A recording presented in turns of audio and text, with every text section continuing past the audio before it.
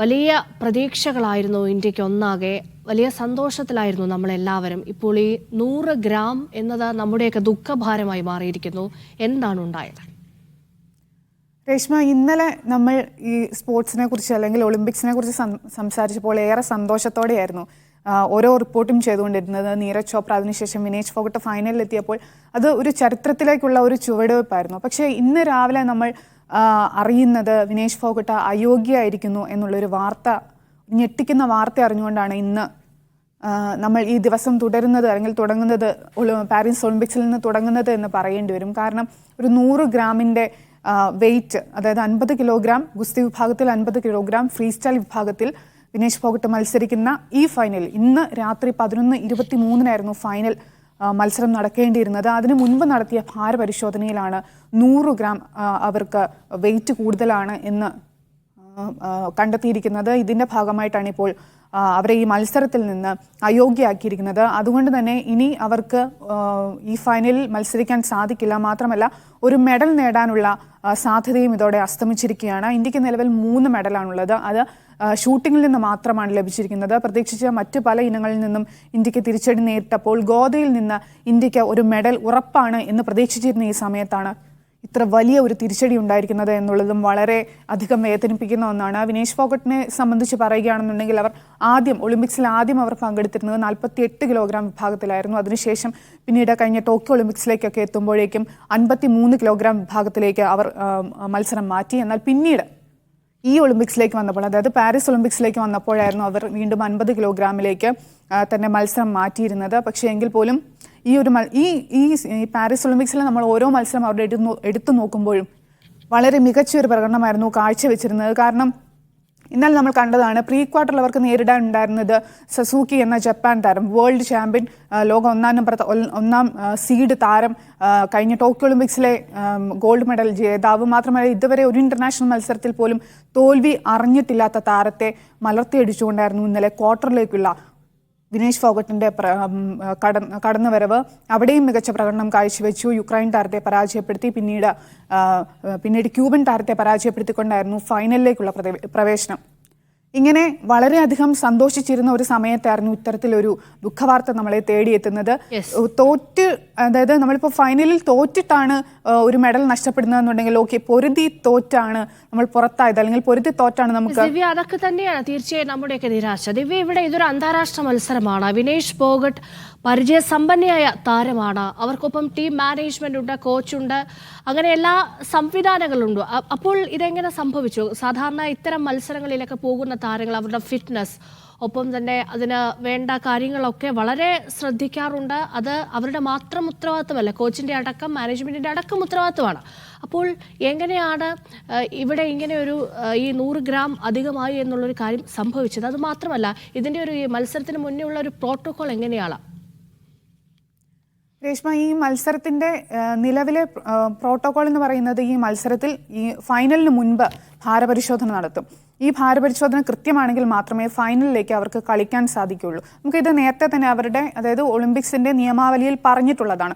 1 ഗ്രാമെങ്കിലും കൂടുകയാണെന്നുണ്ടെങ്കിൽ അവരെ അയോഗ്യരാക്കാനുള്ള എല്ലാ സാധ്യതയുമുണ്ട്. അതുകൊണ്ട് തന്നെയാണ് ഇപ്പോൾ ഈ 100 ഗ്രാം കൂടുതൽ, ഈ ശരീരഭാരത്തിന് 100 ഗ്രാം കൂടുതൽ കണ്ടെത്തിയതിനെ തുടർന്ന് ഇപ്പോൾ വിനേഷ് ഫോഗട്ടിനെ അയോഗ്യയായിരിക്കുന്നത്. നേരത്തെ രേഷ്മ സൂചിപ്പിച്ചതുപോലെ തന്നെ വിനേഷ് ഫോഗട്ടിന് മാത്രമല്ല ഇതിൻ്റെ ഉത്തരവാദിത്തം. കാരണം പക്ഷേ എടുത്തു പറയേണ്ട ഒരു കാര്യം, തൻ്റെ ശരീരഭാരം കൂടുതലാണ് എന്ന് വിനേഷ് ഫോഗട്ടിന് കൃത്യമായിട്ട് അറിയാമായിരുന്നു. കാരണം ഇന്നലത്തെ മത്സരത്തിന് ശേഷം അവർ കൃത്യമായി വ്യായാമം ചെയ്യുന്നതും ശരീരഭാരം കുറയ്ക്കാൻ വേണ്ടുന്ന വ്യായാമങ്ങൾ ഒക്കെ ചെയ്യുന്നത് പല മാധ്യമങ്ങളും റിപ്പോർട്ട് ചെയ്തിട്ടുണ്ട്. ദേശീയ മാധ്യമങ്ങളും അന്താരാഷ്ട്ര മാധ്യമങ്ങളും അടക്കം റിപ്പോർട്ട് ചെയ്തിട്ടുണ്ട്. അതുകൊണ്ട് തന്നെ കൃത്യമായി അവരുടെ ശരീരഭാരം കൂടുതലാണ് എന്ന് അവർക്ക് കൃത്യമായി അറിയാം. അത് കുറയ്ക്കാൻ അവർ പരമാവധി ശ്രമിച്ചു എന്നറിയാം. പക്ഷേ ആ ശ്രമങ്ങൾ ഒരു 100 ഗ്രാമിൽ തട്ടി നിന്നു എന്ന് പറയേണ്ടി വരും. കാരണം അത്രത്തോളം അവർ ശ്രമിച്ചതാണ്. എങ്കിലും അവർക്ക് ആ ഒരു കടമ്പ, 100 ഗ്രാം എന്ന ആ ഒരു കടമ്പ കടന്ന് 1 ഗ്രാം കുറഞ്ഞാലും അല്ലെങ്കിൽ ഒരു 100 ഗ്രാം കുറഞ്ഞാലും കുഴപ്പമില്ലായിരുന്നു. പക്ഷെ ഒരു 100 ഗ്രാം കൂടിയത് ആണ് അവർക്ക് ഈ ഒരു മെഡലിലേക്കുള്ള ഒരു മെഡൽ സ്വപ്നം എന്ന ആ ഒരു നേട്ടത്തിലേക്ക് അവരെ എത്തുന്നതിൽ നിന്ന് വിലങ്ങുതടിയായത്. നമുക്കറിയാം, കോമൺവെൽത്ത് ഗെയിംസിലും വേൾഡ് ചാമ്പ്യൻഷിപ്പിലും അടക്കം നിരവധി മെഡലുകൾ ഇന്ത്യക്കായി നേടിയിട്ടുള്ള ആളാണ് വിനേഷ് ഫോഗട്ട്. വിനേഷ് ഫോഗട്ടിന് ഒരു ഒളിമ്പിക് മെഡൽ മാത്രമാണ് ഇനി വിനേഷ് ഫോഗട്ടിന് നേടാനുണ്ടായിരുന്നത് അതും നേടി രാജ്യത്തേക്ക് ഒരു വിജയിയായി, ഒരു ഹീറോ അല്ലെങ്കിൽ ഒരു ഹീറോയിനായി എല്ലാവർക്കും ഒരു അഭിമാനമായി തിരിച്ചു വരാമെന്നുള്ള ഒരു പ്രതീക്ഷയാണ് ഇതോടെ അസ്തമിച്ചിരിക്കുന്നത്. ദിവ്യ, പാരീസിൽ നിന്നും നമ്മുടെ ടീം അംഗങ്ങൾ ആരെങ്കിലും ഇത് സംബന്ധിച്ച് ഔദ്യോഗിക പ്രതികരണം നടത്തിയിട്ടുണ്ടോ? നിലവിൽ ഇന്ത്യൻ ഒളിമ്പിക് അസോസിയേഷനാണ് ഇത് സംബന്ധിച്ച ഔദ്യോഗിക വിവരം പുറത്തുവിട്ടിരിക്കുന്നത്. ഫോഗട്ടിന്റെ ശരീരഭാരം 100 ഗ്രാം കൂടുതലാണ്, അതുകൊണ്ട് തന്നെ ഇനി ഫൈനലിൽ മത്സരിക്കാനാകില്ല, ഫൈനലിന് അയോഗ്യയായിരിക്കുന്നു എന്നാണ് ഒളിമ്പിക് അസോസിയേഷന്റെ ഭാഗത്തു നിന്ന് വന്നിരിക്കുന്ന വിശദീകരണം. ഇതുമായി ബന്ധപ്പെട്ട് കൂടുതൽ ഇതിനെ സംബന്ധിച്ച് കൂടുതൽ വിവരങ്ങൾ അവർ പുറത്തുവിട്ടിട്ടില്ല. നിലവിൽ വിനേഷ് ഫോഗട്ടിന്റെ സ്വകാര്യതയെ മാനിക്കണം എന്നാണ് അവർ പറഞ്ഞിരിക്കുന്നത്. അതേസമയം വിനേഷ് ഫോഗട്ട് ഇപ്പോൾ നിലവിൽ നിർജ്ജലീകരണത്തെ തുടർന്ന് പാരീസിലെ തന്നെ ഒരു ആശുപത്രിയിൽ അവരെ പ്രവേശിപ്പിച്ചിരിക്കുകയാണ്. ഹൃദയം തകർന്നു തന്നെയായിരിക്കും തീർച്ചയായും അവർ അവിടെ ആശുപത്രിയിൽ കഴിയുക എന്നുള്ളതിൽ യാതൊരു സംശയവുമില്ല. കാരണം ഇത് കേൾക്കുന്ന നമുക്ക് തന്നെ ഇത്രത്തോളം വേദന ഉണ്ടെങ്കിൽ എത്രത്തോളം അതിൻ്റെ ഒരു 100 ഇരട്ടി വേദനയായിരിക്കും ഫോഗട്ടിന് ഈ നിമിഷം ഉണ്ടാവുക. കാരണം അത്രത്തോളം അവർ ആഗ്രഹിച്ച ഒരു മെഡലായിരുന്നു. അവർക്ക് സ്വർണം കിട്ടുമെന്നുള്ള കാര്യത്തിൽ യാതൊരു തർക്കവുമില്ലാത്ത ഒരു മത്സരം തന്നെയായിരുന്നു ഇന്ന് നടക്കേണ്ടിയിരുന്നത്. ഇന്നത്തെ അമേരിക്കൻ താരത്തെ ഇതിനു മുൻപും അവർ പരാജയപ്പെടുത്തിയിട്ടുള്ളതാണ്. മാത്രമല്ല ഇന്നലെ നടന്ന മത്സരങ്ങളിലെല്ലാം അവർ മികച്ച ഫോമിൽ ആക്രമണശൈലി തന്നെ പുറത്തെടുത്ത ഫോഗട്ട് ഓരോ മത്സരാർത്ഥിയെയും തോൽപ്പിച്ചു വന്നതാണ്. എങ്കിൽ പോലും ഒരു വിധിവില്ലനായി എന്ന് പറയാൻ പറ്റില്ല. എങ്കിൽ പോലും എവിടെയാണ് ഈ അശ്രദ്ധ സംഭവിച്ചത് എന്നത് അന്വേഷിക്കേണ്ട ഒരു കാര്യം തന്നെയാണ്. നേരത്തെ രേഷ്മ സൂചിപ്പിച്ചതുപോലെ തന്നെ വിനേഷ് ഫോഗട്ടിന് മാത്രമല്ല ഈ ഒരു ഒളിമ്പിക്സിൽ അല്ലെങ്കിൽ ഈ പ്രകടനത്തിൽ നിർണായക ഭാഗമാവുക, അവർക്ക് ഗോദയിൽ അവർക്ക് മികച്ച പ്രകടനം പുറത്തെടുക്കുക എന്നുള്ളതിന് സപ്പോർട്ട് ചെയ്യാൻ വേണ്ടിയിട്ടാണ് അവർക്ക് സപ്പോർട്ടിംഗ് സ്റ്റാഫ്, കോച്ച് അടക്കമുള്ളവരെ ഇന്ത്യ നിയോഗിച്ചിരിക്കുന്നത്. അവരുടെ ഭാഗത്തു നിന്ന് എന്തെങ്കിലും തരത്തിലുള്ള പിഴവുകൾ വന്നിട്ടുണ്ടോ എന്നതടക്കമുള്ള ആരോപണങ്ങൾ ഇപ്പോൾ നിലവിൽ ഉയരുന്നുണ്ട്. ഒരു വിഭാഗം ആളുകൾ പറയുന്നത് കോച്ച് കൃത്യമായി ശ്രദ്ധിക്കേണ്ടിയിരുന്നു, അദ്ദേഹത്തിനാണ് ഇതിൻ്റെ ചുമതല.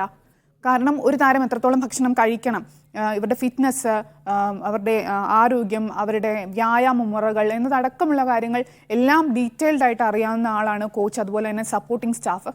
അതുകൊണ്ട് തന്നെ എന്ത് കഴിക്കണം, എന്ത് കഴിച്ചാൽ ശരീരഭാരം കൂടും, എന്ത് കഴിച്ചാൽ ശരീരഭാരം കുറയും, എങ്ങനെ എനർജി നിലനിർത്താം എന്നതടക്കമുള്ള കാര്യങ്ങൾ ഇവർക്ക് കൃത്യമായ അറിവുണ്ട്.